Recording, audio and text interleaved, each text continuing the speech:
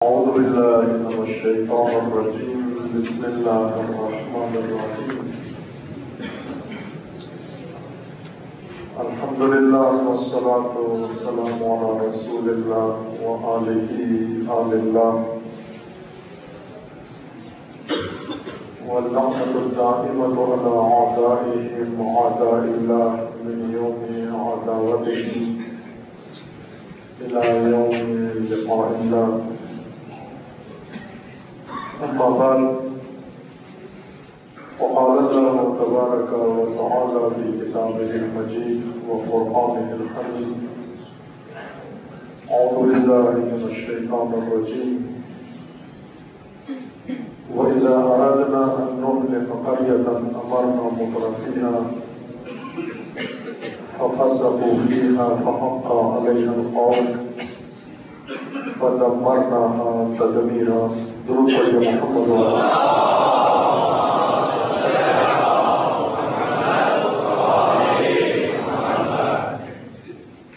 امت کے عروج و زوال میں مختلف طبقات کا کردار موضوع سخن ہے، اور اس سلسلہ مجالس میں زیر باس طبقہ صفحاء ہے، جسے قرآن میں صفحاء کے نام سے ذکر کیا ہے، بے وقوف اور احمق طبقہ. امت بہت سارے طبقات ہی کی قربانیوں اور اثار کے نتیجے میں وجود میں آتی ہے، اور انہی طبقات کی ابتداکاری کے نتیجے میں عظمت و عزت و حرمت تک پہنچتی ہے. سرفراز امتیں اپنے اندر موجود طبقات کے کردار و کارکردگی کا نتیجہ ہے، اور امتوں کا زوال، رسوائی، ذلت، پسماندگی اور درماندگی امت کے اندر موجود کچھ طبقات ہی کا نتیجہ ہے. آج امت مسلمہ پورے عالم کے اندر جس ذلت اور رسوائی کا سامنا کر رہی ہے، اور خصوصاً امت مسلمہ کا ایک عظیم حصہ، ایک بڑا حصہ پاکستان کے اندر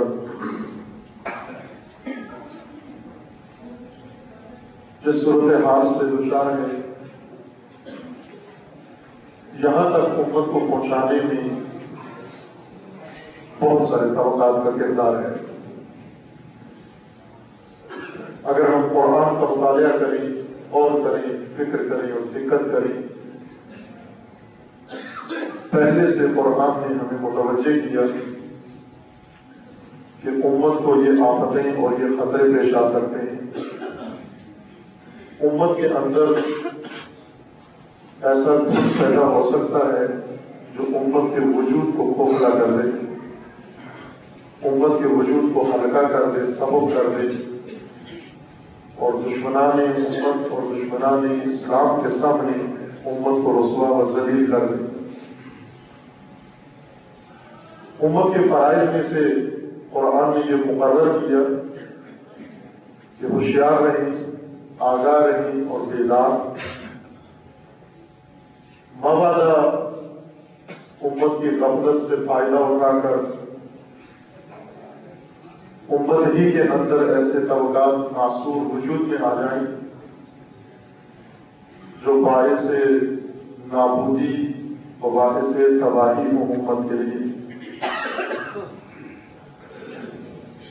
افسوس و ہزار افسوس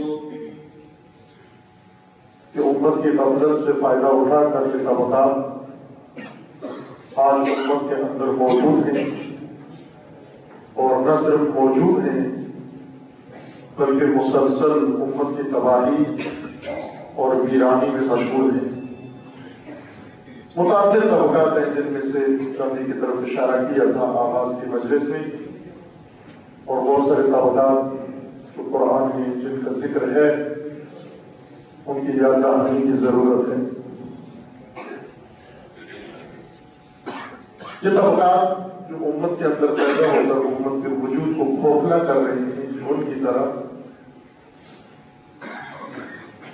اس کو ایک مثال کے لیے ذریعے آپ کی خدمت میں اشارہ کرتا ہوں۔ وہ مثال جو پہلے دوسرے مقامات پر بیان کی ہے وہ ان کی خدمت میں طبقات کے خطر سے بچنے کے لیے امت کو کتنی ہوشیاری کی ضرورت ہے، بیداری کی ضرورت ہے اور احتیاط کی ضرورت ہے، جن پر ہم آج حسن ظن کیے بیٹھے ہیں اور اعتماد کر کے بیٹھے ہیں۔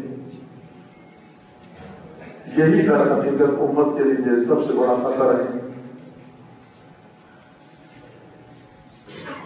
باہر کے خطرات اور باہر سے امت پر ڈالے جانے والے ظلم وہ بھی در حقیقت اندرونی طبقات ہی کی کارکردگی کا نتیجہ ہے۔ انسان کے بدن میں بیماریاں اطباء کی بات ہے، یہ تو لابدینی کا موضوع نہیں ہے، تو لابطب کا موضوع ہے۔ وہ یہ بیان کرتے ہیں کہ آج جو انسان مریض ہوتے ہیں، موسمی بیماریاں، پیٹ کی بیماریاں،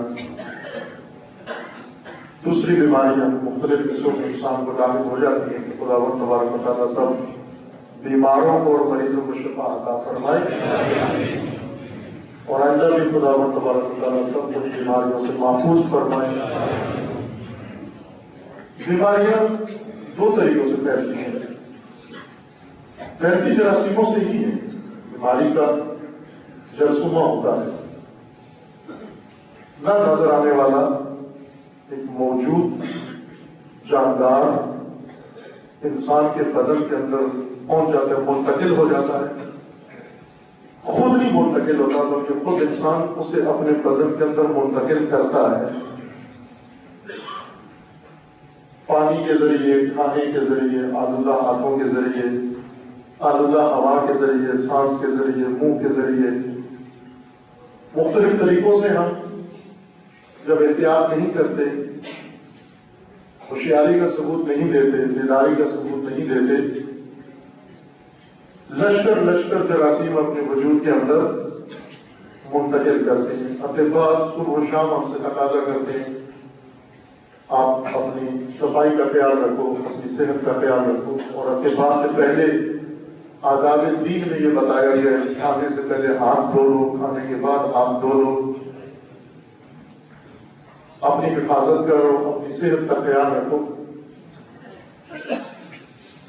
دینی دستورات میں نظافت، صفائی کے متعلق گھروں کو صاف رکھو، لباس کو صاف رکھو، بدن کو صاف رکھو، اپنے ماحول کو صاف رکھو، اپنے ارد گرد کو صاف رکھو، صبح و شام اپنی نظافت انجام دو۔ بلکہ یہاں تک کہا گیا کہ اب نظافت و من الایمان، نظافت جز ایمان ہے، ایمان میں سے جو نظافت نہیں رکھتا، طہارت الگ چیز ہے، نظافت الگ چیز ہے۔ نظافت پاک رہنا، صاف ستھرا رہنا، صاف ستھرے رہو، ماحول کو صاف ستھرا رکھو۔ لیکن ایسے موجودات جراثیم مختلف قسم کے انسان کے بدن میں ہر راستے سے منتقل ہوتے رہتے ہیں۔ یہ بیماریاں، کھانسی، نزلہ، زکام انہی جراثیم کے ذریعے سے انسان کے اندر منتقل ہوتے ہیں اور ایک دوسرے سے سرایت کرتے ہیں۔ ایک کو لگتا ہے پھر اس سے منتقل ہوتا ہے، دوسرے کے وجود میں جاتا ہے اور کرتے کرتے پورے معاشرے کو بیمار کر دیتا ہے جراثیم۔ اطباء بیان کرتے ہیں کہ دو قسمیں ہیں، جراثیموں کی دو قسمیں ہیں۔ توجہ سے مثال پر غور فرمائیے گا۔ مثال آپ کے شعبے کی ہے، ممثل ہمارے شعبے کا ہے۔ آپ مثال اپنے شعبے میں غور کریں گے پھر دوسری بات سمجھ میں آ جائے گی۔ مثال ہمیشہ کسی دوسرے مطلب کی وضاحت کے لیے پیش کی جاتی ہے۔ مثال کے بعد ممثل ہوتا ہے جس کے لیے مثال پیش کی جاتی ہے۔ مثال کو آپ مجھ سے زیادہ بہتر سمجھتے ہیں، میں صرف ذہن آمادہ کرنے کے لیے اس کی طرف اشارہ کر رہا ہوں۔ دماغ کے بقول دو قسم کے جراثیم ہوتے ہیں. ایک قسم کا نام ہوتا ہے بیکٹیریاز اور دوسرے کا نام ہوتا ہے وائرس. تصدیق کرتے رہیں تاکہ میں تسلی ہو جائے کہ صحیح کہہ رہا ہوں. میرے شعبے کی بات نہیں ہے، آپ کی ہے، لہٰذا آپ کی تصدیق سے بات آگے چلے. ایسے ہی ہوتا ہے نا، دو قسم کے جراثیم ہوتے ہیں جی، بیکٹیریاز اور وائرس. کچھ بیماریاں ایسی ہیں جو انسان کو لگتی ہیں اور اس جراثیم کا نام ہے بیکٹیریا. یہ بھی گندے ہاتھوں سے، آلودہ غذا سے، کسی سانس کے ذریعے، یعنی وہی چیزیں جن کا خیال رکھا گیا ہے کہ حفاظت کرو، انہی ذریعوں سے جب ہم خیال نہیں رکھتے ہمارے جسم کے اندر منتقل ہو جاتی ہے. وائرس بھی اسی طرح ہوا کے ذریعے، کھانے کے ذریعے، ہاتھوں کے ذریعے، مختلف چیزوں سے وائرس ہمارے بدن کے اندر سرایت کر جاتا ہے. ان دو قسم کے جراثیم کا کام بدن کو بیمار کرنا ہے. آپ کے نظام کو، بدن کے اندر مختلف نظام ہیں، مختلف سسٹم ہیں، اور ہر سسٹم کو جا کر یہ متاثر کرتے ہیں. بیکٹیریا کا یہ کام ہے، سادہ میں طالب علمانہ زبان میں بیان کر رہا ہوں تاکہ سب کو سمجھ میں آ جائے. جن کا شعبہ طب نہیں ہے انہیں بھی بات سمجھ میں آ جائے. بیکٹیریا جو بدن کے اندر جاتے ہیں، منتقل ہو جاتے ہیں، ان کا واردات کا طریقہ یہ ہے کہ یہ بدن کے اندر جا کر یا پیٹ میں یا کسی حصے میں بھی جب جاتے ہیں، بدن کے اس حصے کو پہنچنے والی غذا یا خود کھانا شروع کر دیتے ہیں یا روک لیتے ہیں بدن کے حصے تک نہ پہنچے. یہ ان کا طریقہ واردات ہے. خود بنتے رہتے ہیں، خود تولید نسل کرتے ہیں.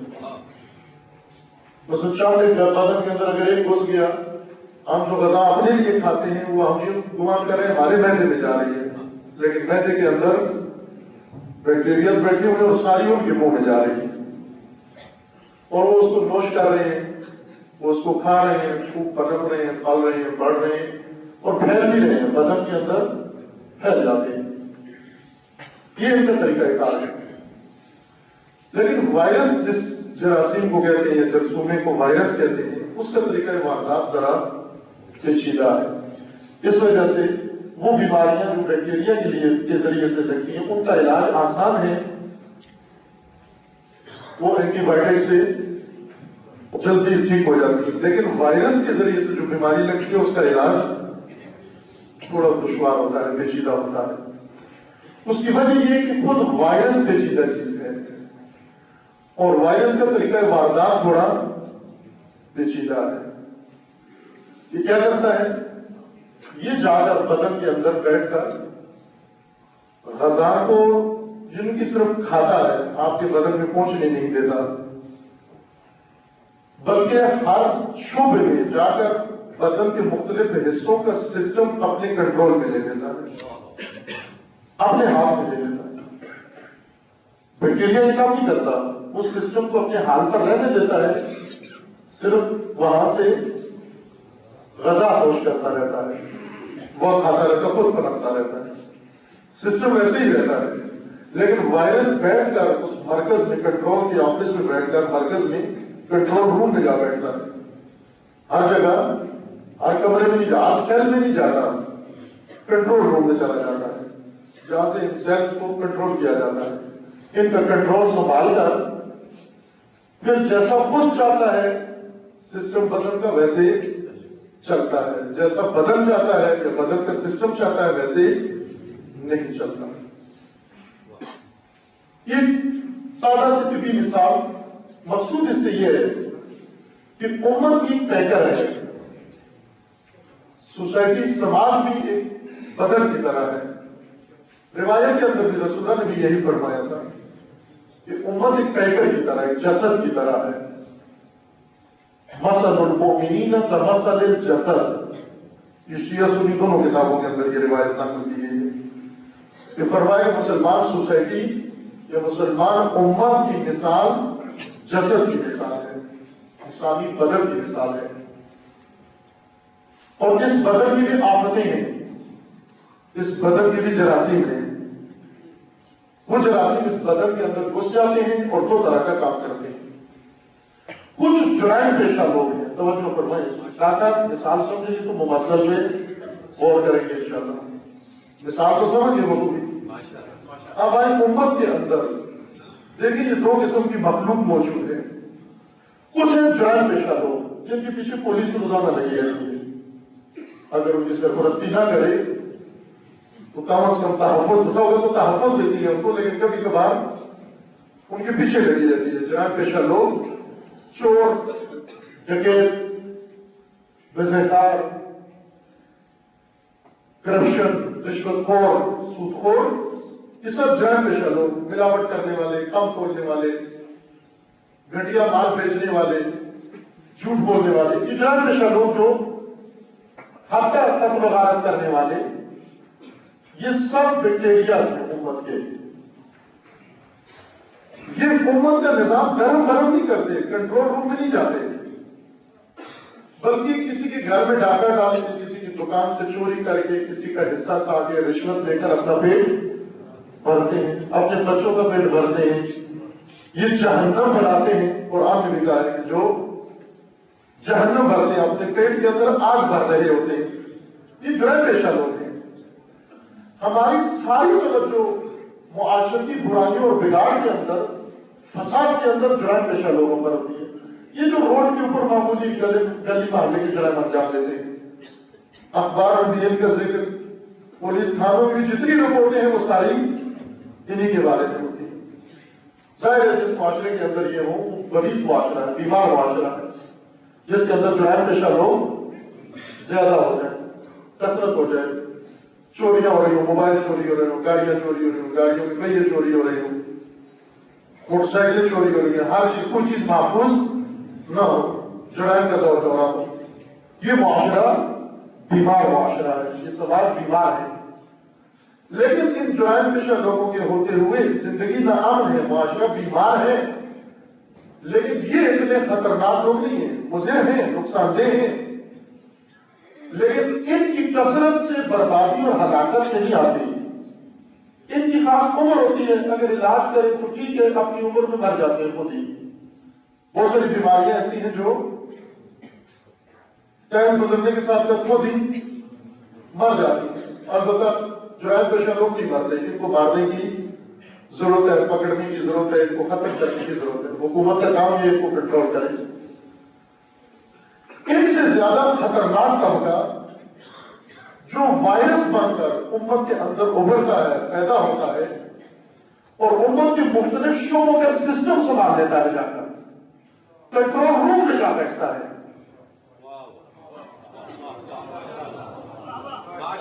امت کا کنٹرول اپنے ہاتھ میں سنبھال لیتا ہے۔ بظاہر ہمیں نظر آتا ہے کہ یہ خدمت کر رہی ہے، بظاہر لگتا ہے کہ یہ معاشرے کے لیے کوئی کام کر رہی ہے، لیکن حقیقتاً یہی وائرس ہے، یہی امت کی تباہی کا باعث ہے، جو مختلف شعبوں، ممکن ہے ایک سیاست میں گھس گیا ہو، دوسرا دین و مذہب میں گھس گیا ہو، تیسرا تعلیم میں گھس گیا ہو، چوتھا کسی اور شعبے میں گھس گیا ہو۔ جتنے امت کے مختلف شعبے ہیں، ہر شعبے کے اندر یہ طبقہ گھس کر اس کا کنٹرول اپنے ہاتھ میں لے لیتا ہے۔ یہ ہے وائرس، ان کا طریقہ واردات پیچیدہ ہے، یہ تباہی کا باعث ہے۔ یہ بڑے محترم ہوتے ہیں، وائٹ کالر ہوتے ہیں، عزت اور وقار معاشرے میں بعض وقت اپنا بنا لیتے ہیں، ان کو قدر کی نگاہ سے دیکھا جاتا ہے، لیکن حقیقتاً یہ جرائم پیشہ گلی کوچے کے اندر جرم کرنے والوں سے بڑے مجرم ہوتے ہیں۔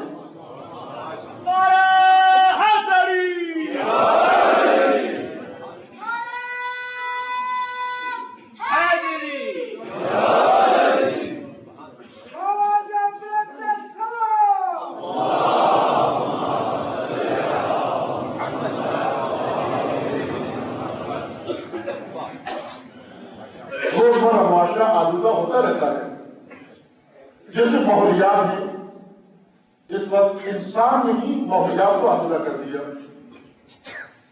انڈسٹریز نے جہاں پر ہمیں بہت ساری سہولتیں دی، وسائل بنا کر دی، مشینری بنا کر دی، روزمرہ کی چیزیں ہمیں بنا کر دی، ساتھ ایک کام یہ بھی کیا کہ ماحول کو آلودہ کر دیا۔ اس وقت ایک بہت بڑا خطر نوع بشر کو زمین کے اوپر ماحول کی آلودگی کا ہے۔ یہ آلودگی بھی انسان کے ہاتھوں سے پھیلی، ماحول اس نے آلودہ کر دیا، آب و ہوا کو اس نے آلودہ کر دیا، فضا کو اس نے آلودہ کر دیا۔ وہ سسٹم جو اللہ نے بنایا تھا ہماری حیات کی بقا کے لیے، اس نے متاثر کر دیا۔ اس سے بھی زیادہ خطرناک طبقہ وہ ہے عزیزان،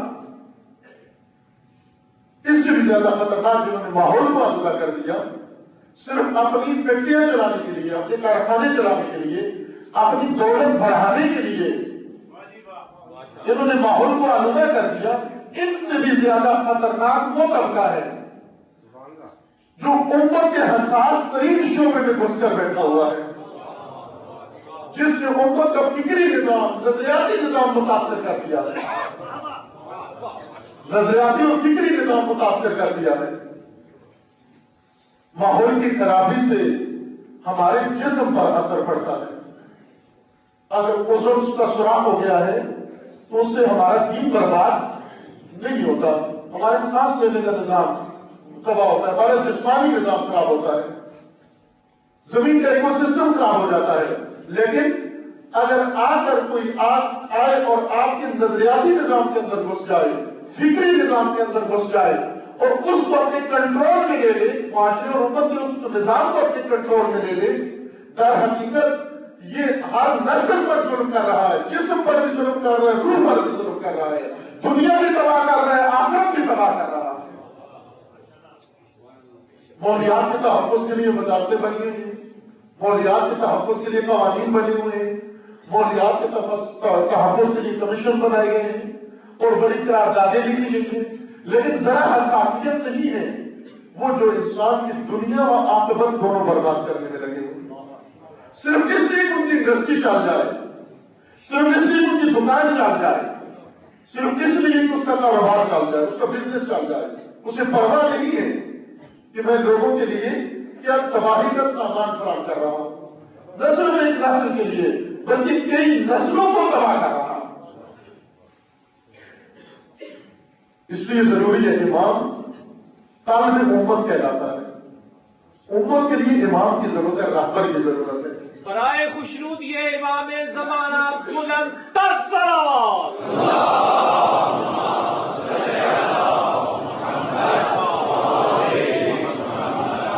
امام قلب، رہبر قلب کی حیثیت رکھتا ہے، آنکھ کی حیثیت رکھتا ہے، ذہن کی حیثیت رکھتا ہے۔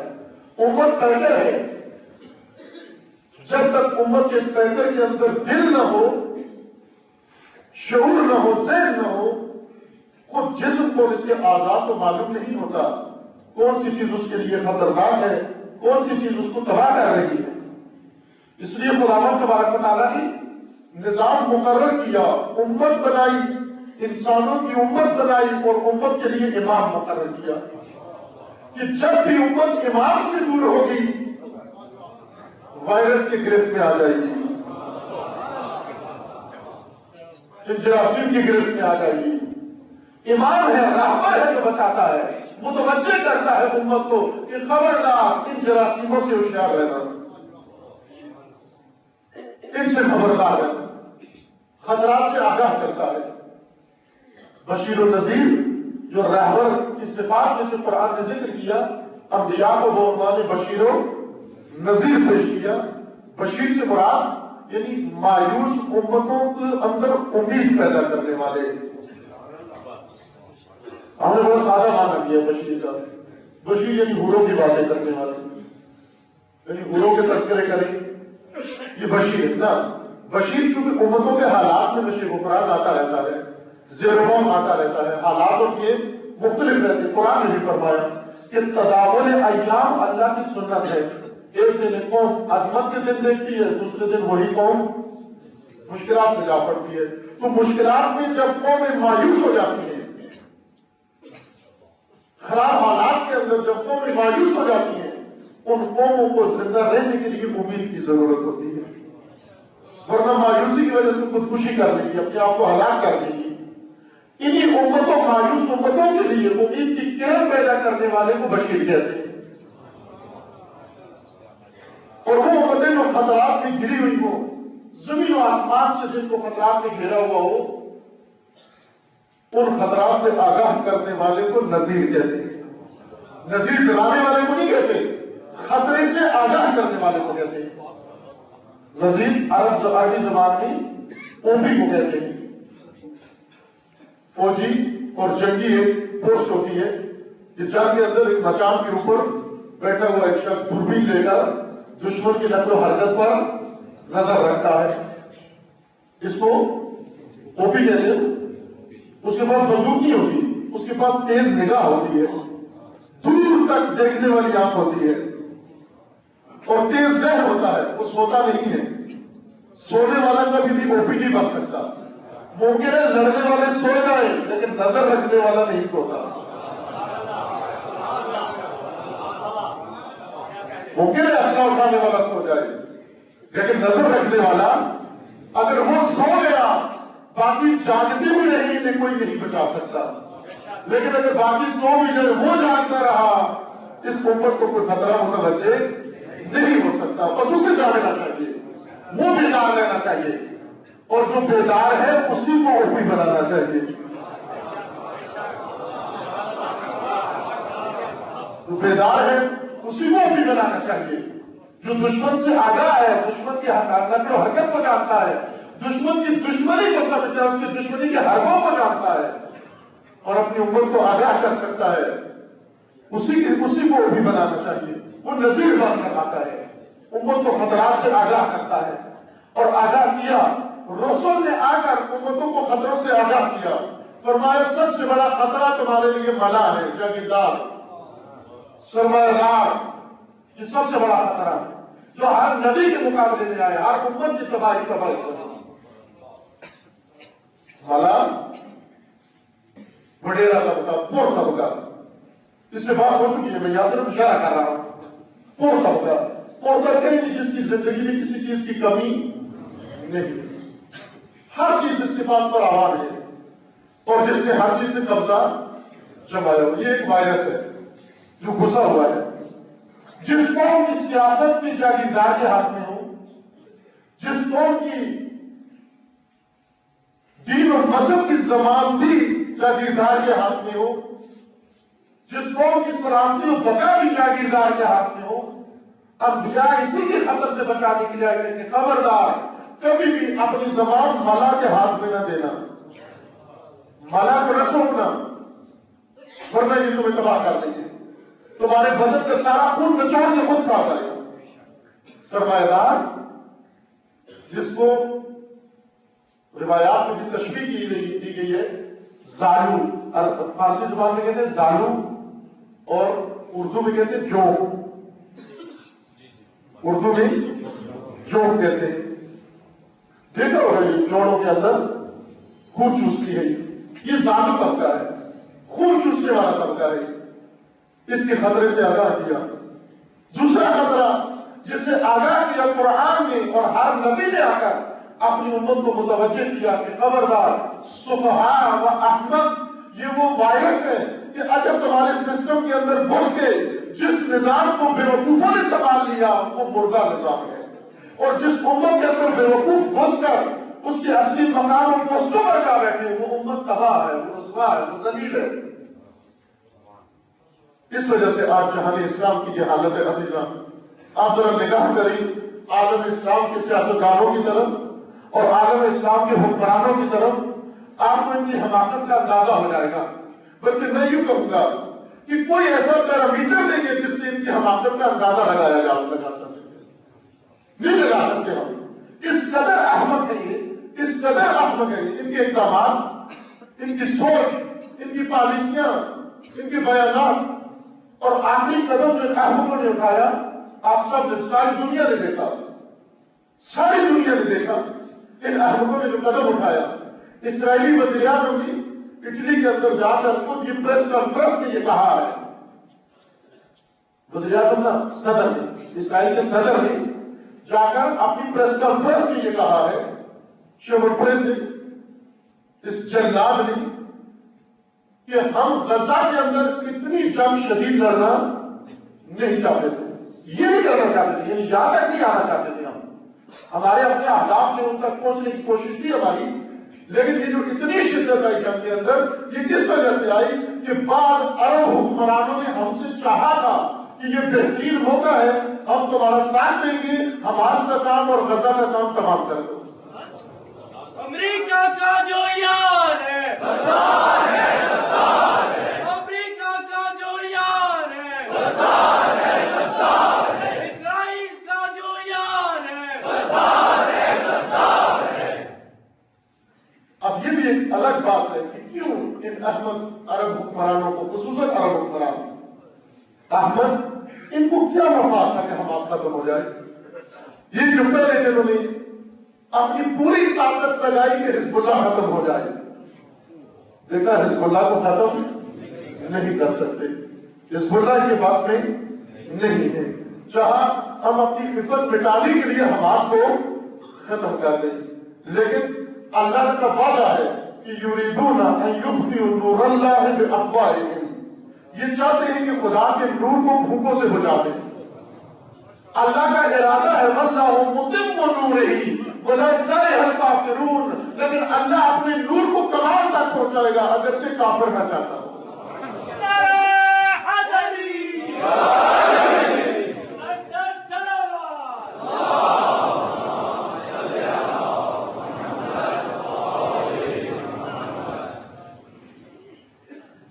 ان کی یہ حماقت پوری دنیا حیران ہے، اس کے اوپر پوری دنیا حیران۔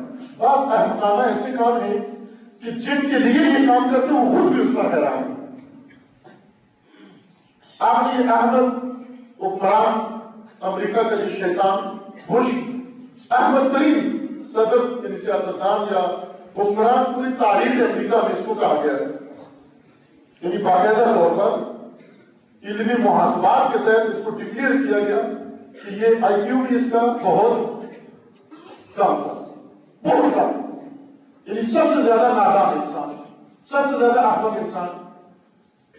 خود امریکہ کے اندر ہی ایک تنزیہ تقریب منعقد ہوتی ہے، وہ ایک ایوارڈ دیتے ہیں سالانہ بے وقوف ترین انسان کو، جو دنیا میں جس نے سال بھر میں سب سے زیادہ بے وقوفیاں کی ہو اس کو یہ انعام دیا جاتا ہے۔ ایسے تنزیہ کام کرتے ہیں، مثلا بدصورت ترین انسان پہلے، سب سے زیادہ بدشکل انسان یا بدصورت انسان اس طرح کا ڈھونڈتے ہیں، یا سب سے زیادہ بدکار انسان، یہ بات تنظیمیں یہ تنزیہ طور پر کرتی ہیں، یہ بتانے کے لیے دنیا کو کہ یہ کچھ بھی ہے۔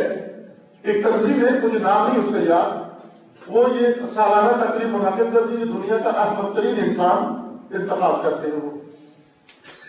ایک سال شاید یہ 2005 یا 2004 کی بات ہے کہ ہمارا صدر جرنیل انتخاب ہوتے ہوتے رہ گیا،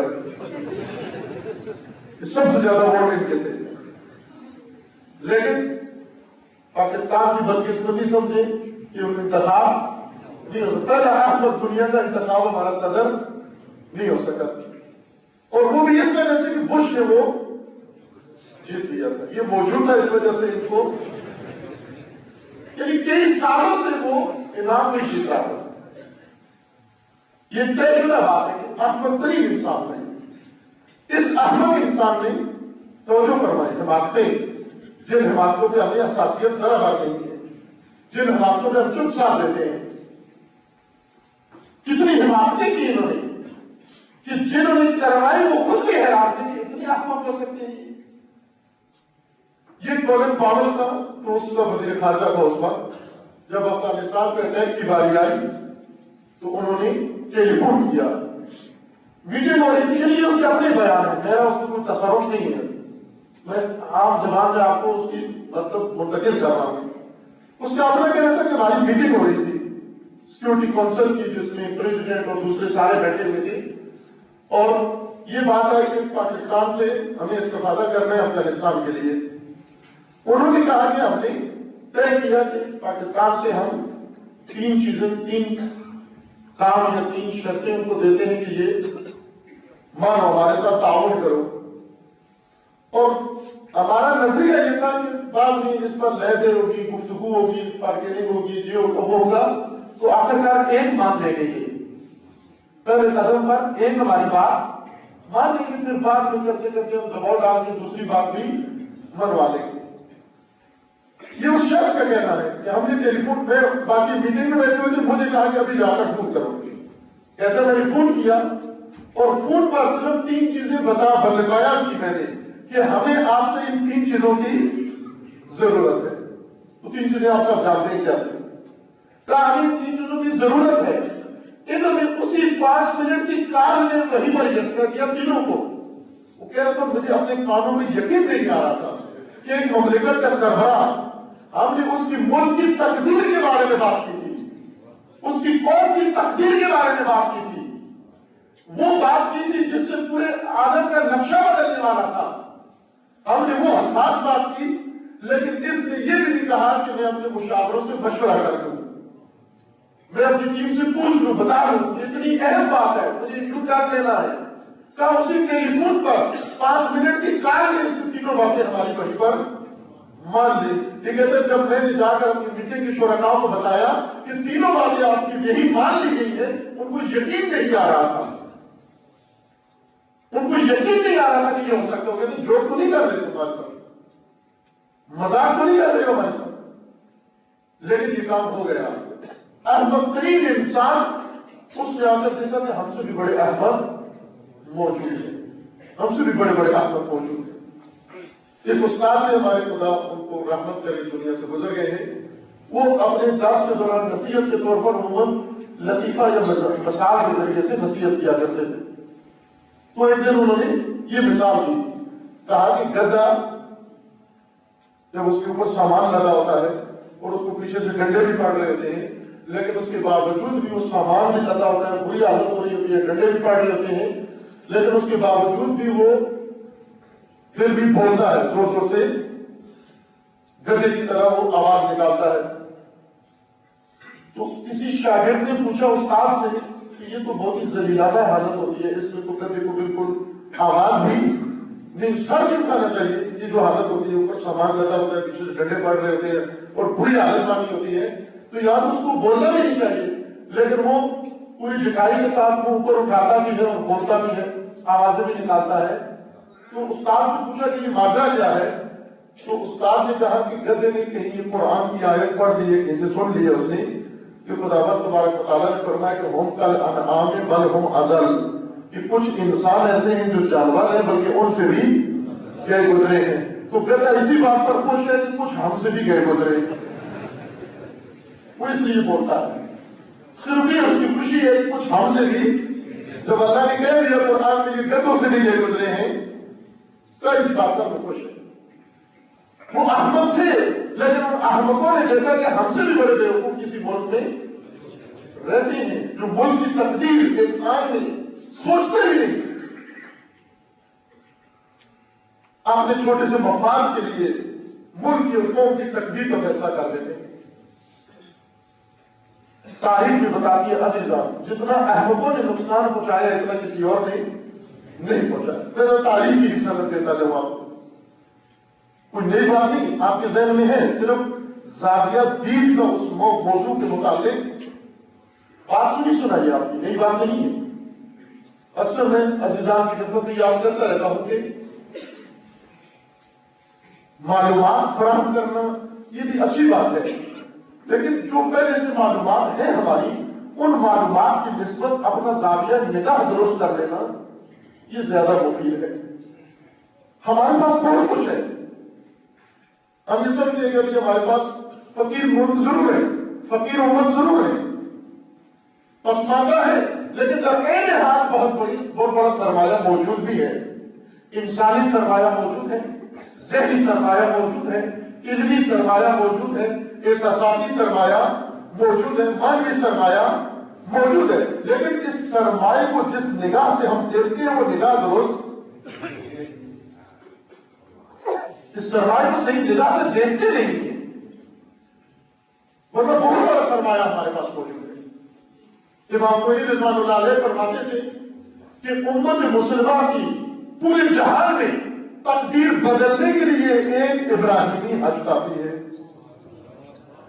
صرف نیا حج کی ضرورت نہیں، یہ بھی حج کافی ہے. صرف اس حج کے بارے میں امت کی نگاہ بدل جائے، اس امت کی نگاہ بدل جائے. اور یہ بھی ساتھ فرماتے تھے کہ تشیع کی تقدیر بدلنے کے لیے عزاداری کافی ہے.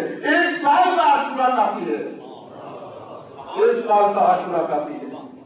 یقین جانتے ہیں آپ، 1 سال کا عاشورہ پورے عالم کی تشیع کی تقدیر بدل سکتا ہے.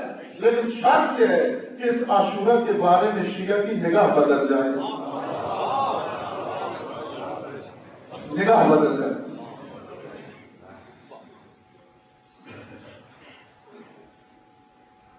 نگاہ بدلنا بہت ضروری ہے عزیزان. بہت ساری چیزیں ہمارے پاس موجود ہیں. یہ مجلس، یہ منبر، یقین جانتے آپ دنیا کا سب سے زیادہ پوٹینشل والا امر یہی ہے. یہ میں آپ کو حوالے سے عرض کروں. اس وقت واشنگٹن یونیورسٹی میں جو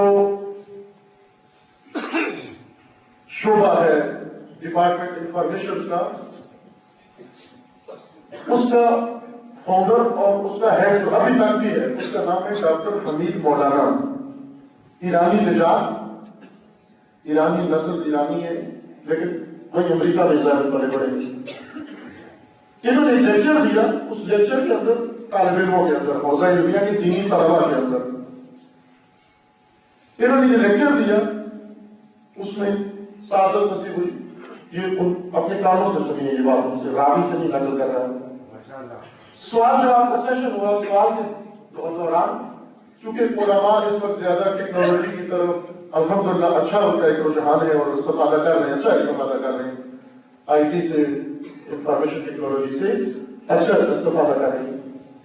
اچھے اچھے کام ہو رہے ہیں. کسی حد تک آپ یہ آشنا ہوں کہ اگر نیٹ پر جائیں تو دیکھیں بہت اچھے اچھے کام ہو رہے ہیں.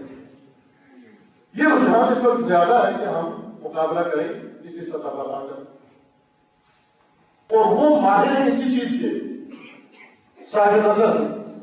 ان کی کتابیں اس موضوع پر لکھی ہوئی بات یونیورسٹیوں میں پڑھائی جا رہی تھی. ان سے جب انہوں نے سوال کیا کہ ہم دین کی تبلیغ کے لیے، لوگوں کی ہدایت کے لیے جدید ٹیکنالوجی سے کس طرح سے، یا آج کا مفید ترین ذریعہ ٹیکنالوجی کا کون سا ہے، کس ذریعے سے ہم اپنی بات دنیا تک پہنچائیں، یہ ان کا جملہ ہے. انہوں نے کہا کہ میں اس کا ماہر ہوں کہ کس طرح سے لوگوں کے ساتھ روابط بڑھائی جائے، کس طرح لوگوں کو لائن دی جائے، کس طرح لوگوں کو رہنمائی کی جائے.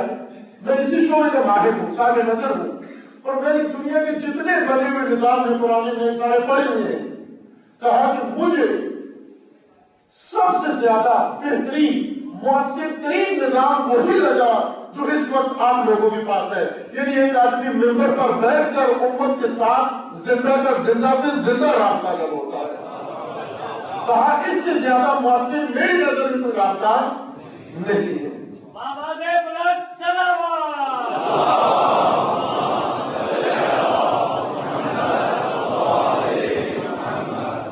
آپ لوگ اگر چاہو اس ممبر سے استفادہ کرنا، آپ امت کی تقدیر بدل سکتے ہو کہ اتنا مؤثر رابطہ کسی کا نہیں ہے.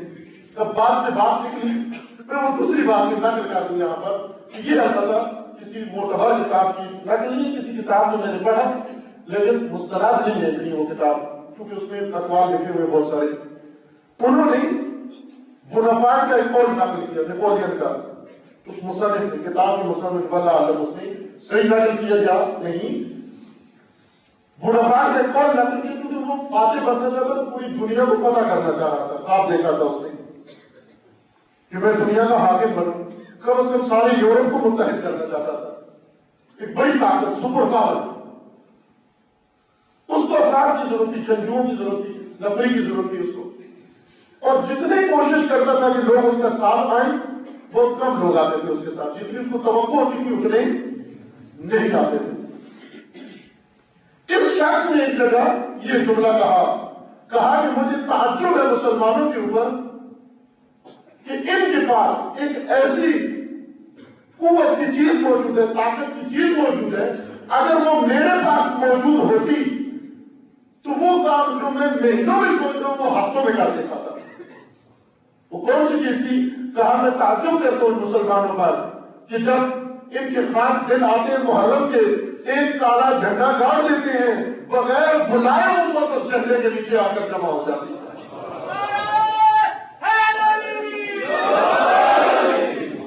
کوئی بلاتا نہیں، کوئی کارڈ نہیں بیچتا، کوئی دعوت نہیں کرتا ان کی، بس خود ہی دیکھتے ہیں کہ یہ کالا علم نہ سے ہوا، وہ کھینچے ہوئے خود اس علم کے نیچے آ جاتے ہیں، لیکن علم کے نیچے آ کر اور اکدہ ہو کر چلے جاتے ہیں۔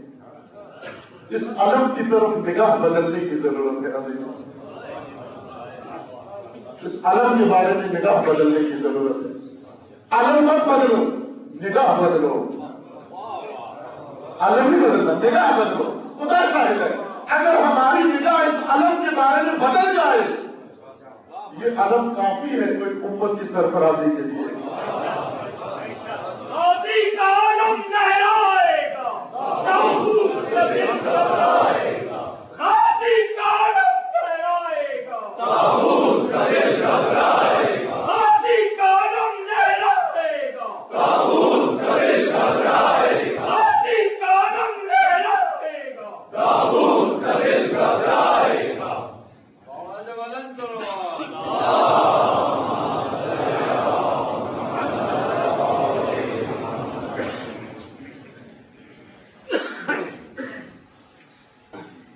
اقبال کا شعر ہے، تیری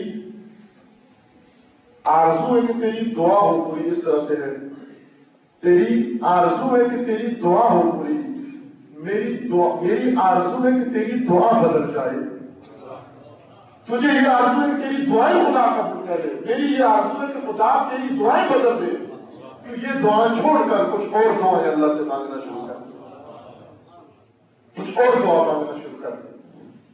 اگر یہ دعائیں بدل جائیں، ان دعاؤں کے بارے میں ہمارا زاویہ بدل جائے، یہ دعائیں ہماری تقدیر بھی بدل دیں۔ کون سی دعائیں؟ آپ جو دعائیں مانگتے ہیں وہ یہ کہ چلو بیچارہ ہمیں بچہ بیچا دے دے، بچہ دے دے،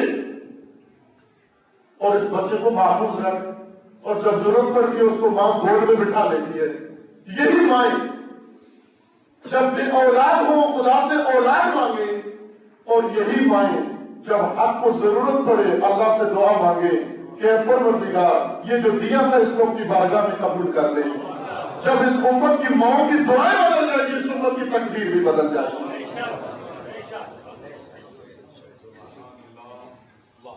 یہ نگاہ بدلنا ضروری ہے، کوشش کریں نگاہ بدلیں اپنی۔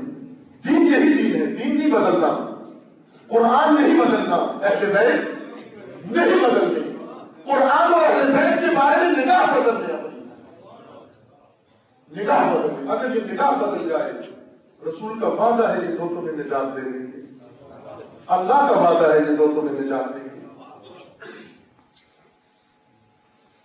یہ واقعات تاریخ کے اندر لکھیں، عبرت کا آئینہ ہے، یہ آئینہ دیکھیں اس کے اندر، دیکھیں حماقت کیا گل کھلاتی ہے۔ اس نگاہ سے واقعات کو تب دیکھیں۔ صرف ایک نمونہ عرض کرتا ہوں، جنگ صفین سنی ہوئی جنگ ہے لیکن بڑی عبرت کی جنگ، عبرت آموز جنگ، جس کے اندر عبرت کے بڑے نمونے موجود ہیں۔ اس جنگ کے اندر حماقت اور صفاحت نے جو معجزے دکھائے، جو گل کھلائے، آج 1400 سال ہونے کے باوجود بھی اس کی تلافی نہیں ہو سکی، جتنا صفاحت اور حماقت نے نقصان پہنچایا۔ یہ تاریخی حقائق ہیں۔ دو فوجیں، شام اور کوفہ کی فوج آپس میں برسرے لگا تھے۔ بہت طویل جنگ ہے، طولانی ترین جنگ، 2 سال کے لگ بھگ جاری رہی۔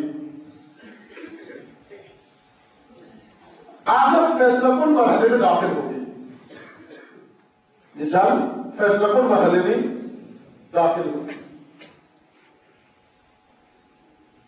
جب بالکل فیصلے کا وقت قریب آیا شام کی فوج کے جنگی مشاور نے مشورہ کیا ہے. مشورہ یہ تھا کہ یہ جنگ ہم تلوار کی مدد سے نہیں جیت سکتے، اپنے جنگجوؤں کے بھروسے پر نہیں جیت سکتے. یعنی دوسرے لفظوں میں اس کا یہ کہنا تھا کہ یہ جنگ ہم اپنی فوج کی مدد سے نہیں جیت سکتے. اگر جنگ جیتنی ہے تو علی کی فوج کی مدد سے علی کے خلاف جنگ جیت سکتے ہیں. علی کی فوج سے مدد نہیں، اس طرح سے مدد نہیں. ان کا بڑا دقیق مطالعہ تھا اس فوج کے بارے میں. جیسے آج کل ہوتا ہے انڈیا پاکستان دونوں فوجوں کی پوری معلومات ایک دوسرے کو ہیں. ان کے نکاح کی قوت بھی ان کو معلوم ہے، نکاح کے ضابط بھی معلوم ہے. انہیں پتہ ہے ان کی کیا نکاح کے ضابط ہے، انہیں پتہ ہے ان کے کیا نکاح کے ضابط ہے. اس لیے وہ دھمکی دیتے ہیں. وہ اپنے طیارے پاکستان کے اندر داخل کرتے ہیں. ادھر سے پریزیڈنٹ کہتے ہیں غلطی سے داخل ہو گئے. جیسے کہ وہ کہے ہم آپ سے غلطی ہوگی، یہ کہہ رہے ہیں کہ غلطی سے داخل ہو گئے. جیسے ایک آدمی نے دوسرے کو تھپڑ مار دیا منہ پر. بات ہوئی کے درمیان ایک نے دوسرے کو تھپڑ مارا. جس نے تھپڑ کھایا اس نے کہا کہ مذاق کیا ہے یہ صحیح سنجیدہ ہو. اس نے کہا نہیں میں مذاق نہیں کیا، پوری سنجیدگی سے مارا ہے. اس نے کہا اچھا ہوا آپ نے بتا دیا کیونکہ میں مذاق برداشت نہیں کرتا کسی میں مذاق برداشت نہیں کرتا. اور کے طیارے آئے سرزمین کی مخالفت کی آپ کی حدود کی، یہ کہہ رہے ہیں کہ یہ غلطی سے داخل ہو گئی. یہ نقشہ انہوں نے بنایا، جدید مطالعہ نکاح اضلاف نے معلوم. امیر المومنین کی فوج کے اندر ایک بڑا حصہ ایسے لوگوں کا موجود تھا جن کے بارے میں ہم گفتگو کر رہے ہیں. یہ علی کی مظلومیت سمجھیں یا عام لوگوں کے بقول علی کا مقدر سمجھیں، یہ وہ حصہ تھا جس پر امیر المومنین کو بڑی حسرت تھی. امیر المومنین نے کبھی بھی خدا سے یہ شکوہ نہیں کیا کہ پروردگارا یہ کیسے ظالم دشمن میرے بنائے ہیں. دشمنوں کا کبھی شکوہ نہیں کیا، کسی کا شکوہ نہیں کیا. اگر شکوہ کیا اسی بات کا کہ اے پروردگار یہ کیسے ساتھی دیے ہیں مجھے، یہ کیسی صفات دی ہے. 20 کے قریب خطبے امیر المومنین کی اپنی صفات کے بارے میں. وہ صفات اس کے بارے میں آ کر نے کہا کہ خدایا انہوں نے مجھے تھکا دیا، میں نے انہیں تھکا دیا. انہوں نے مجھے تھکا دیا، میں انہیں اٹھا کے تھک گیا. یہ ٹرکا ٹرکا کے تھک گئے. انہوں نے اتنا ٹرکایا مجھے کہ یہ تھک گئے اور میں نے اتنا بلایا انہیں کہ اب میں بھی تھک گیا. آخر میں آرزو کی کہ مجھ سے لے لے، مجھے ان سے لے لے، ان سے بہتر مجھے عطا کر اور بہت بد انسان ان کو عطا کر. ایک نقطہ صاف اس فوج کے اندر یہ تھا کہ اس کے ایک حصہ بہت بے وقوف لوگوں پر مشتمل تھا، احمد لوگوں پر مشتمل تھا، سفہا. امیر المومنین کی فوج میں غور سے سنیے، یہ غلط فہمی نہ ہو جائے. اب ممکن ہے بات یہ کہیں کہ امیر المومنین کی فوج میں کیسے کوئی بیوقوف ہو سکتا ہے. مشکل مظلومیت یہی ہے امیر المومنین کی، مشکل یہی ہے امیر المومنین کی. یہ بہت بڑا حصہ بیوقوف ہوگا. ان کی بیوقوفی کا اندازہ دشمن کو تھا، لہذا اس نے چال چلی کہا کہ ان احمقوں کی حماقت سے فائدہ اٹھانے ہوں گے. امیر شام نے اپنے مشاور سے پوچھا کہ تو کس طرح کل مطمئن ہے اتنا کہ جنگ جیت جائے گی، ہم یہ جنگ ہمارے ہاتھ میں تمام ہو جائے گی، کہا آپ دیکھتے رہو. دوسرے دن حکم ہوا اپنی فوج کو کہ تلواریں نیام میں رکھو اور قرآن جو جلدوں پر اور تختیوں پر اور تھالوں پر لکھا ہوا تھا اس کو ایک ایک ورقہ اس کا لے کر ایک جلد اس کی نیزوں پر اٹھا کر کہو کہ آپ بھی کلمہ گو ہو، ہم بھی کلمہ گو ہو. توجہ فرمائیے، حماقت کی صفات کس طرح سے شکست کھاتی ہے. کہ آپ بھی کلمہ گو ہم بھی کلمہ گو ہیں. ابھی بھی یہ آپ کے ٹی وی چینلز پر جو کنفیوژن منتقل ہو رہی ہے سیاست میں، دین میں، سوسائٹی میں، ہر حوالے سے، اور بڑے شوق سے رغبت سے ہم سنتے ہیں. ایک گفتگو یہ ہو رہی تھی کہ یزید کلمہ گو تھا اور امام حسین علیہ السلام نے کلمہ گو کے خلاف آواز اٹھائی ہے. اس زمانے میں ایک مفتی نے لکھ کر دیا تھا کہ چونکہ رسول اللہ کے جانشین کے خلاف انہوں نے قیام کیا ہے، حسین کا قتل واجب ہے. ایک مفتی نے فتویٰ دیا تھا باقاعدہ لکھ کر، وہ فتویٰ عام کیا گیا. وہ فتویٰ عام کیا گیا. مفتی نے، یہ مفتی فتویٰ کا مفتی نہیں تھا، مفت کا خود بھی مفتی، جو مفت سے مفتی بنا تھا، نہ فتویٰ سے مفتی. اس نے فتویٰ کس کے بارے میں دیا؟ شریعت جس کے گھر کی تھی، جس خاندان کے اوپر دین اترا، جو خود دین تھا، اس کے قتل کے وجوب کیسے فتویٰ دیا. قرآن اٹھایا لیزوں پر اور کہا کہ تم بھی کلمہ گو ہم بھی کلمہ گو. یہ قرآن ہمارے درمیان فیصلہ کرے گا. قرآن کا فیصلہ کرتے ہیں. امیر المومنین کی سپاہ کے 2 سوم حصے نے، 2/3 فوج نے اپنی تلواریں نیام میں ڈال دی. کہا ہم جنگ نہیں لڑتے، آپ سے ہماری جنگ قرآن کے خلاف ہو گئی. کیونکہ انہوں نے قرآن ہاتھ سے اٹھا لیا. امیر المومنین نے کہا یہ دھوکہ ہے، یہ فریب ہے، یہ تمہیں دھوکہ دے رہے ہیں. ہرگز ان کا قرآن پر ایمان، اگر قرآن کے مطابق چلتے تو یہ جنگ چھڑتی ہی نہ. اگر قرآن پر ایمان ہوتا ہے یہ جنگ چھڑتی ہی نہیں. آپ جب دیکھیں کہ جنگ حساس مرحلے میں داخل ہو چکی ہے اور فیصلہ کن مرحلے میں داخل ہو چکی ہے، انہوں نے استفادہ کیا اس فوج کے اندر موجود احمقوں سے. یہ بھی عزیزاں پتہ چل جاتا ہے احمقوں کا اور ان لوگوں کا جنہیں خداوند تبارک و تعالیٰ نے نور عقل سے نوازا ہے، جنہیں نعمت بصیرت خدا نے عطا کی ہے. مالک اشتر روتے ہوئے امیر المومنین کے پاس آئے اور آ کر عرض کی مولا اگر چند لمحے کی فرصت اور دے دیں میں ہمیشہ کے لیے فتنے کا سر قلم کر دوں گا. لیکن امیر المومنین کے لیے جملہ کہنا پڑا، اشتر اگر تجھے اپنے مولا کی، اپنے امام کی زندگی عزیز ہے جنگ سے ہاتھ کھینچ لے. مالک اشتر عمر بھر جب تک مختصر زندہ رہے، لیکن جب تک زندہ رہے اس لفظے پر حسرت کرتے رہے، افسوس کرتے رہے، روتے رہے. ان احمدوں نے آ کر امیر المومنین کا گھیراؤ کر دیا، محاصرہ کر دیا. کہا کہ اگر جنگ نہیں روکتے ہم آپ کے خلاف جنگ کریں گے، آپ کو اسی خیمے میں شہید کر دیں گے. سمجھایا بجھایا بہت کچھ کیا، لیکن حماقت پر کسی چیز کا اثر نہیں، صفاحت پر کسی چیز کا اثر نہیں ہوتا. یہ صفی کون لوگ تھے؟ یہ بے دین لوگ نہیں تھے.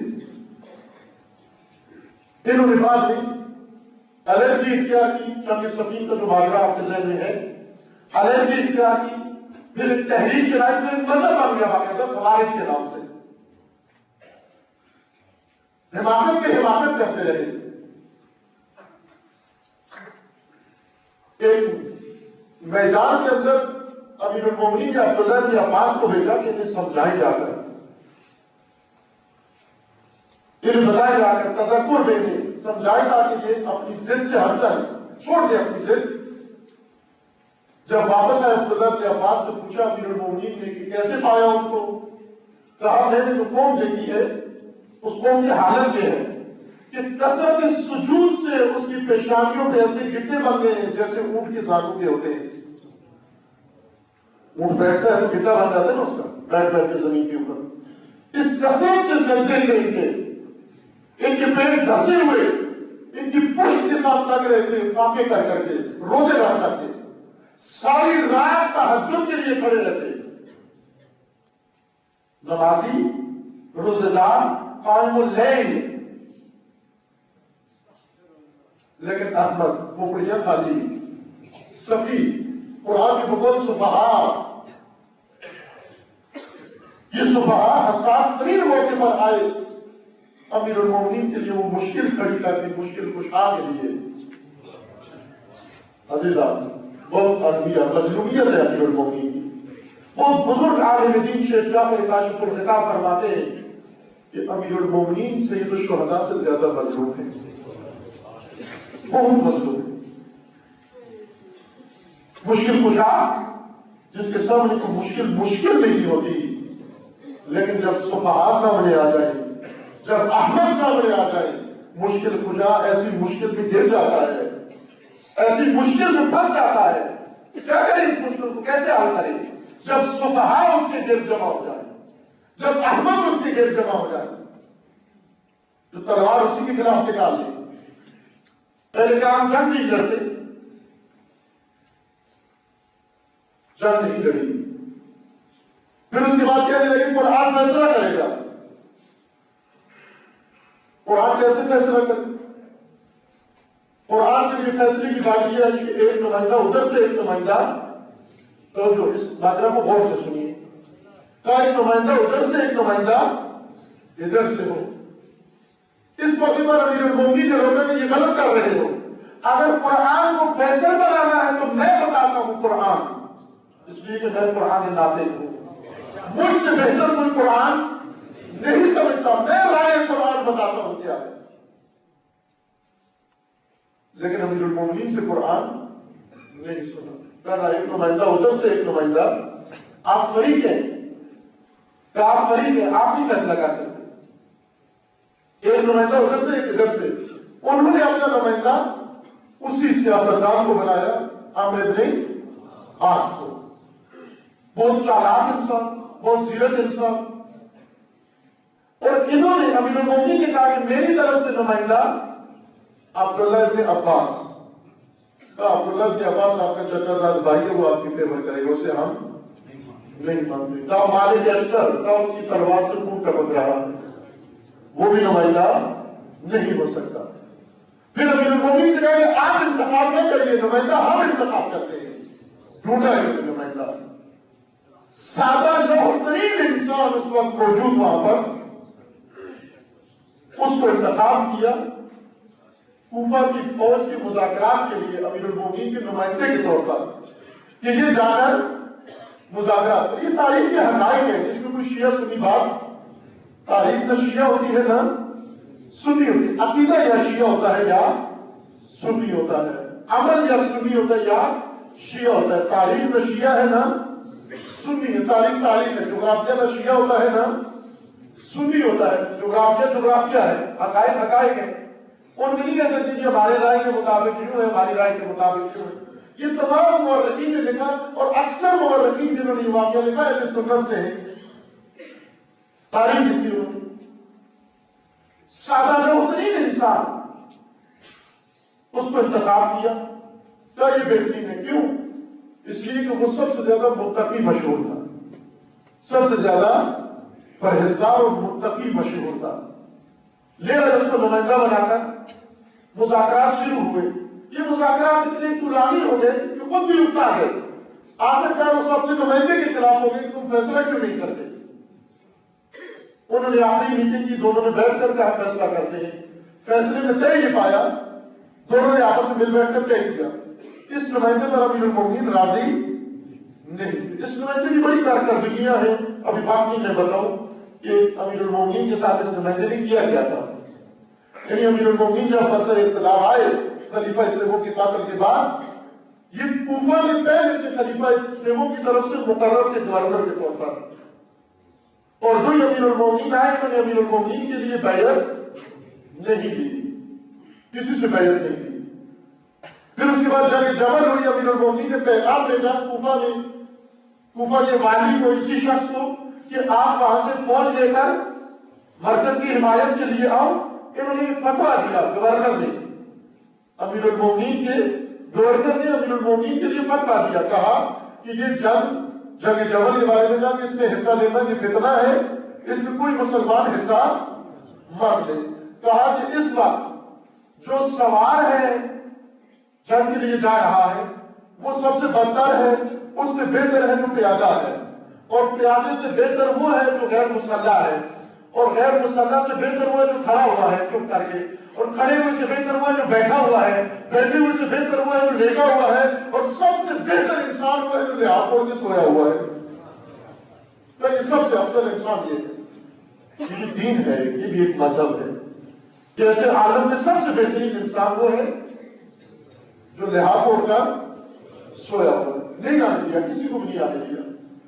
امیر المومنین علیہ السلام نے جناب امام حسن علیہ السلام کو نمائندہ بنا کر بھیجا، اپنا سفیر بنا کر بھیجا کوفہ کہ جا کر اس گورنر کو سمجھاؤ کہ اس وقت ضرورت ہے، تمہاری حمایت کی ضرورت ہے، جنگ جبر سے اپنا دستہ لے کر آ جاؤ، لیکن انہوں نے نہیں سنی اور نہیں آئی۔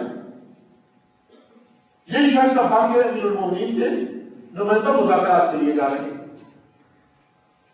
مذاکرات کا آخری جو دور چلا اس کے اندر دونوں نے بیٹھ کر یہ تاریخ میں ہے، عقیدہ نہیں ہے کسی کا، تاریخ ہے، بیان کیا کہ فیصلہ کیا دونوں نے کہ آپ اپنے جس کی نمائندگی کر رہے ہو امیر شام، آپ اس کو حکومت سے ہٹا دو، یہ انہیں کی تجویز تھی، کہا کہ آپ اس کو ہٹا دو، ہم علی کو ہٹا دیتے ہیں، اور ایک تیسرا بندہ خلافت کے لیے انتخاب کرتے ہیں۔ یہ انہوں نے آپس میں طے کیا۔ طے کرنے کے بعد آئے، پبلک بیٹھی ہوئی، یہ اعلان ہوا فلاں دن میں کمیٹی اپنا فیصلہ کرنے والی ہے۔ کمیٹی نے فیصلہ سنا، 2 نفری کمیٹی جب آئی قریب، ابو موسیٰ اشعری نے عمرو بن عاص سے کہا کہ آپ پہلے جا کر اپنا فیصلہ سناؤ۔ انہوں نے کہا کہ کیسے ہو سکتا ہے، متقی ترین انسان، بزرگ انسان، سفید ریش انسان، ایسا محترم انسان ہوتے ہوئے میں کیسے پہلے ممبر پر جا سکتا ہوں؟ انہوں نے خوب ان کو بنایا۔ یہ چلے گئے جا کر، جس طرح ان کے ساتھ طے کیا تھا، انہوں نے اعلان کر دیا۔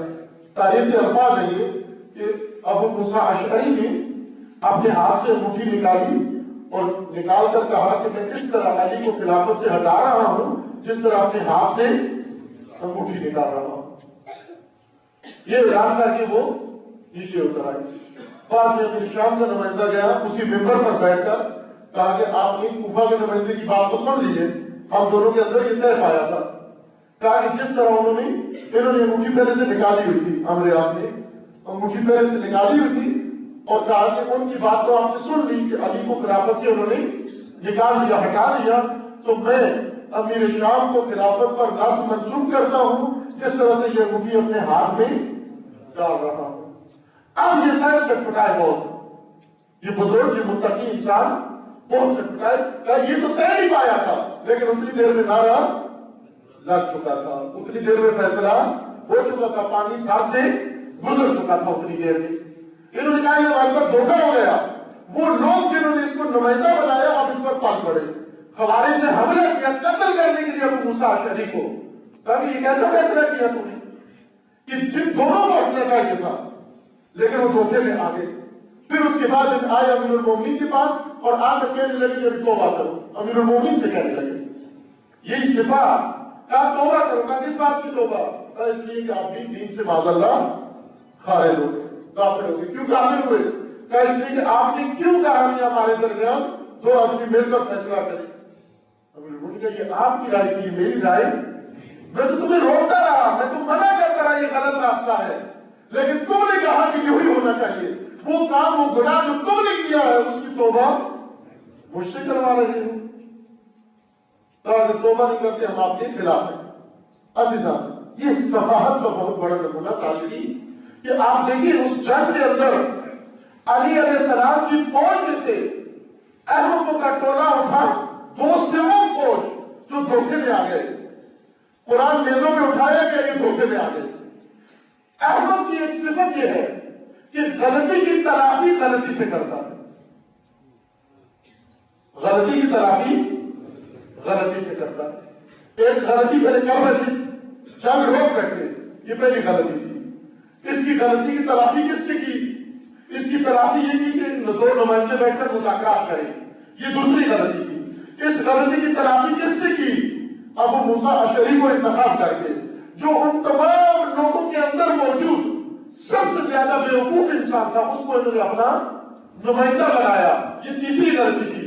اس کی غلطی کی تلافی یہ تھی کہ پھر جا کر امیر المومنین سے کہا کہ آپ توبہ کریں ابھی، اور امیر المومنین نے جب مجھے جانا کہ یہ بات کو غلطی تم نے کی، توبہ مجھ سے مطالبہ کر رہے ہو، پھر پانچویں غلطی کی کہ باقاعدہ فرقہ بن کر، گروہ بن کر، مذہب بن کر امیر المومنین کے مقابلے میں آ گئے اور ایک دہشت گرد گروہ بن گئے، ایک خونخوار گروہ بن گئے، ایک آدمخور گروہ بن گئے۔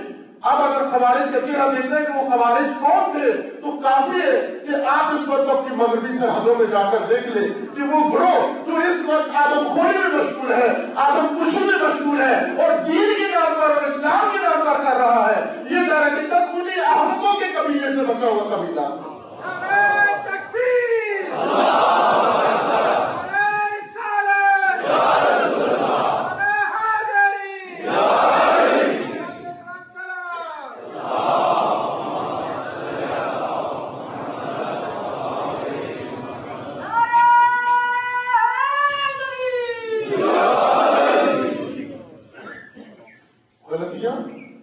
یہی عقل کی آزمائش ہوتی ہے، امتحان ہوتا ہے عقل کا۔ اگر عقل ہو انسان کے اندر، کبھی بھی غلطی کی تلافی غلطی سے نہیں کرتا۔ غلطیاں ہوتی ہیں، سب سے ہوتی ہیں، حکمرانوں سے بھی ہوتی ہیں، سیاستدانوں سے بھی ہوتی ہیں، علماء سے بھی ہوتی ہیں، پڑھے لکھے لوگوں سے ہوتی ہیں، معمولی لوگوں سے بھی غلطیاں ہوتی ہیں۔ غیر معصوم غلطی کرتا ہے، جب اس کو کہتے ہیں معصوم نہیں ہے یعنی غلطی کرتا ہے، لیکن یہی غلطی کرنے والا اگر عقل وہ اس کے اندر غلطی کی تلافی کرتا ہے، غلطی کی تلافی کبھی خطا سے نہیں کرتا۔ یہ احمق کی صفت ہے، یہ احمقوں کی صفت ہے کہ غلطی کی تلافی غلطی سے کرتے ہیں۔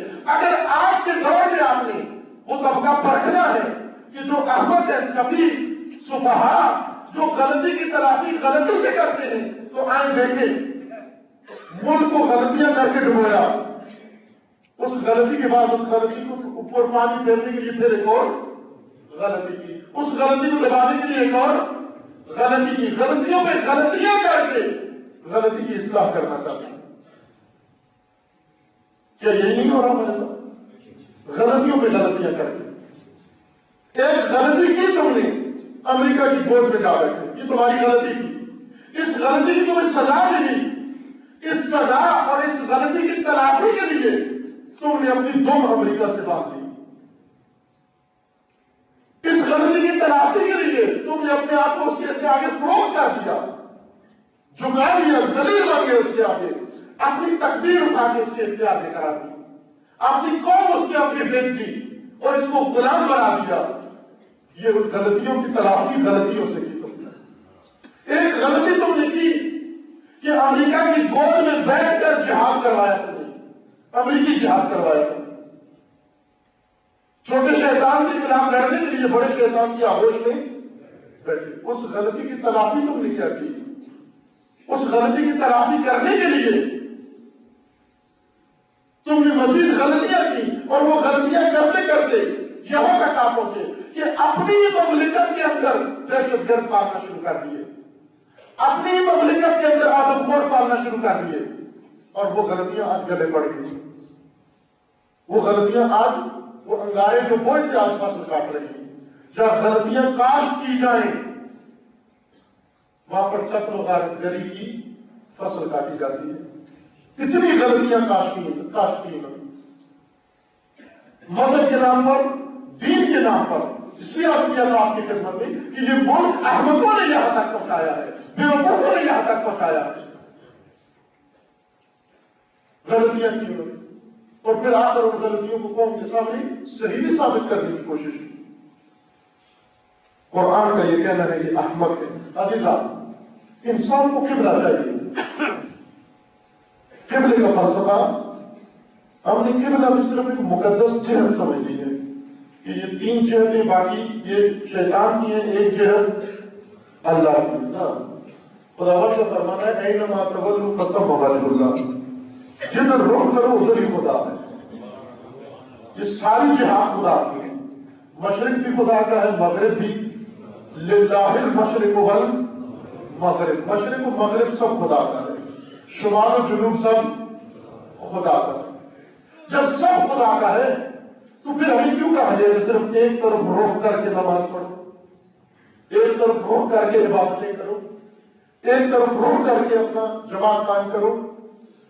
یہ قبلہ ہمارا کیوں قرار دیا گیا کعبہ؟ قرآن کہتا ہے یہ دیکھنے کے لیے کہ سفی کون ہے اور عاقل کون ہے، بے وقوف کون ہے اور عاقل کون ہے. یہ دیکھنے کے لیے ہم نے قبلہ بدلا، اس لیے قبلہ بدلا. ورنہ جدھر روک کرو ادھر ہی خدا ہے، لیکن جدھر روک کیا ہوا پتہ نہیں چلتا کہ احمق ہے یا عقل مند ہے. یہ دیکھنے کے لیے کہ کون احمق ہے کون عقل مند ہے، کہا رسول اللہ سے ہم نے آپ کے لیے قبلہ مقرر کر دیا. قبلہ یعنی ایک ایسا مرکز، ایک ایسا مرکزی نقطہ جس طرف قوم ساری قوم کا رخ ہو تاکہ قوم کے ہر جگہ نہ ہو. یعنی قبلہ کا مطلب یعنی قوم کا چہرہ بھی ادھر ہو، قوم کا بدن بھی ادھر ہو، اس کے اعمال بھی اسی سمت میں ہو، اس کی نیتیں بھی اسی سمت میں ہو، اس کی سوچیں بھی اسی سمت میں ہو، اس کے نظریے بھی اسی سمت میں ہو، اس کے عقیدے بھی اسی سمت میں ہو، اس کا رجوع بھی اسی سمت کے اندر ہو، تاکہ یہ ریور بن کر کوئی دائیں کوئی بائیں نہ جا رہا ہو، کوئی مشرق کوئی مغرب نہ جا رہا ہو، کوئی شمال کوئی جنوب نہ جا رہا ہو. اس لیے ریور کو بچانے کے لیے، امت بنانے کے لیے قبلہ مقرر کیا گیا.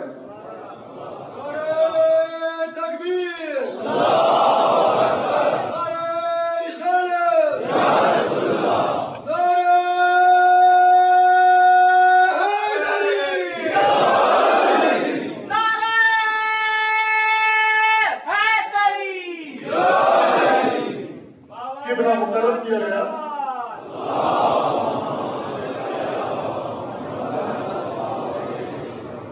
قبلہ مقرر کیا گیا تاکہ تم ایک روح بن جاؤ، ایک طرف ہو جاؤ، ایک امت بن جاؤ. امت سازی کے لیے قبلہ مقرر کیا گیا اور امت کو قبلہ کی ضرورت ہے. عزیزان یہ قبلہ ایک سمبولک چیز ہے، یونی کہ اس خواب کے اندر کوئی قرآن مقدس بس اسی لیے جاتے ہیں وہاں پر کہ ہم جاتے ہیں کعبہ میں یا سرزمین حرم پر، جو ہی اندر داخل ہوتے ہیں مقدس قرآن چاروں طرف سے انسان کے بدن میں داخل ہو جاتا ہے اور بالکل اس کو ایسے دھو دیتے ہیں جیسے کار واش کے کار کو دھو دیتے ہیں. وہ حرم ہے، کار واش نہیں، وہاں کوئی کرنٹ موجود نہیں، وہاں کرنٹ لگانے کے لیے نہیں ہمیں بلایا جاتا. بس ان کے کعبہ کی دیواروں سے نور کے کرنٹ آ رہے ہوتے ہیں، وہ انسان کے بدن کے اندر داخل ہو رہے تھے. کعبہ کے اندر کرنٹ موجود، بلکہ آپ کے اندر کرنٹ پیدا کرنے کے لیے آپ کو بلایا گیا. کچھ لوگ ہیں جن کو کوئی کرنٹ موجود نہیں، بالکل بے جان بے حوصلہ، سب کچھ ہارے ہوئے، حوصلے ہارے ہوئے. ان حوصلے ہارے کو وہاں پر بلایا گیا، اکٹھا کیا گیا، اکٹھا کر کے ان کا حوصلہ بڑھایا گیا، ان کو ایک گھر کے گرد گھمایا گیا، ان کو ایک بیت دکھایا گیا، ایک روح کیا گیا، ایک لباس بنایا گیا، ایک رنگ کیا گیا تاکہ رنگ رنگ کے عالم سے باہر آؤ، ایک رنگ ہو جاؤ. ایک رنگ تم پر چل جائے وہ رنگ خدا ہو جائے. اس لیے تمہیں یہاں پر بلایا گیا، اس لیے تمہیں یہاں پر بلایا گیا. چائنا کے تبرکات خریدنے کے لیے نہیں بلایا. ایسی سرزمین جس پر کوئی تفریح کا سامان نہیں، اس سرزمین پر تمہیں بلایا گیا. اگرچہ آج فائدہ ہوٹل وہاں پر بن گئی، آج سنگ مرمر کی سلے وہاں پر نصب ہو گئی کہ اقبال نے اللہ کا فرمان فرشتوں کو ذکر کروایا کہ اللہ نے فرشتوں کو فرمان دیا کہ اٹھو میری دنیا کے غریبوں کو جگا دو. یہ فرشتوں کو فرمان دیا اللہ نے کہ اٹھو میری دنیا کے غریبوں کو جگا دو. اسی نظم کے آخر میں جا کر اللہ نے ایک فرمان اور فرشتوں کو دیا، اور وہ کیا فرمان تھا کہ ناخوش و بیزار ہوں میں مرمر کی سلوں سے، ناخوش و بیزار ہوں میں مرمر کی سلوں سے، میرے لیے مٹی کا حرم اور بنا دو. مرمر کی سلوں کے اوپر حل نہیں ہوتا، 5 اسٹار ہوٹلوں میں حل نہیں ہوتا، حل اس صحرا میں ہوتا ہے، اس ریگستان میں ہوتا ہے جہاں پر ابراہیم کے قدم پڑے تھے، اس قربانگاہ میں ہوتا ہے جہاں پر ابراہیم نے جا کر قربانی پیش کی تھی، اس سرزمین پر ہوتا ہے جہاں پر شیطان کو سنسار کرنا ہے. مرمر کی سلوں میں نہیں ہوتا. حج کے اوپر اس لیے بلایا گیا تاکہ تمہیں امت بنایا جا سکے.